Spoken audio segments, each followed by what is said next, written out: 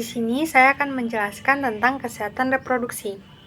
Kesehatan reproduksi adalah keadaan kesejahteraan fisik, mental, dan sosial yang utuh dalam semua aspek yang berkaitan dengan sistem reproduksi. Ini mencakup tidak hanya ketidakcacatan fungsi reproduksi dan proses reproduksi, tetapi juga faktor-faktor yang memengaruhi kesejahteraan reproduksi seperti hak-hak reproduksi, kesejahteraan seksual, dan hubungan antara kesehatan reproduksi dengan faktor-faktor sosial, ekonomi, dan budaya. Adapun beberapa aspek penting dalam kesehatan reproduksi. Yang pertama, ada anatomi dan psikologi reproduksi, yaitu memahami struktur dan fungsi organ reproduksi baik pada pria maupun wanita, termasuk organ dalam seperti ovarium, testis, uterus, dan organ luar seperti penis dan vulva. Yang kedua, ada proses reproduksi, pengetahuan tentang siklus menstruasi, ovulasi, pembuahan, kehamilan, persalinan, dan laktasi. Ini melibatkan pemahaman tentang bagaimana tubuh manusia secara fisik menciptakan dan mendukung kehidupan baru. Yang ketiga, ada pemahaman tentang seksualitas. Menghargai seksualitas sebagai bagian alami dari kehidupan manusia dan pengakuan terhadap kebutuhan individu dalam menjalani kehidupan seksual yang aman, sehat, dan memuaskan. Yang keempat, ada kesehatan reproduksi remaja. Itu memperhatikan kesehatan reproduksi remaja termasuk pendidikan seksual yang komprehensif, akses terhadap layanan kesehatan reproduksi yang ramah remaja, dan dukungan dalam mengambil keputusan yang bertanggung jawab terkait dengan seksualitas.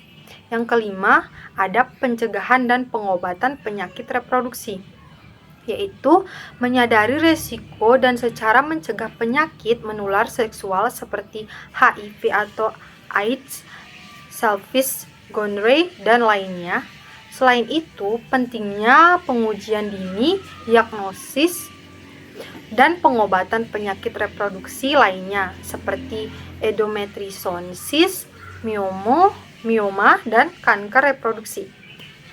Nah, kesehatan reproduksi melibatkan upaya lintas disiplin yang melibatkan aspek biologis, sosial, dan budaya. Pemahaman yang komprehensif tentang kesehatan reproduksi penting untuk mendukung kesejahteraan individu dan masyarakat secara keseluruhan. Nah, selanjutnya itu penyuluhan tentang penyebab dan pencegahan penyakit infeksi, yang merupakan bagian penting dari upaya pencegahan penyakit dan menjaga kesehatan masyarakat. Adapun beberapa poinnya. Yang pertama itu penyebab penyakit infeksi. Pentingnya edukasi tentang agen penyebab penyakit infeksi seperti bakteri, virus, jamur, dan parasit.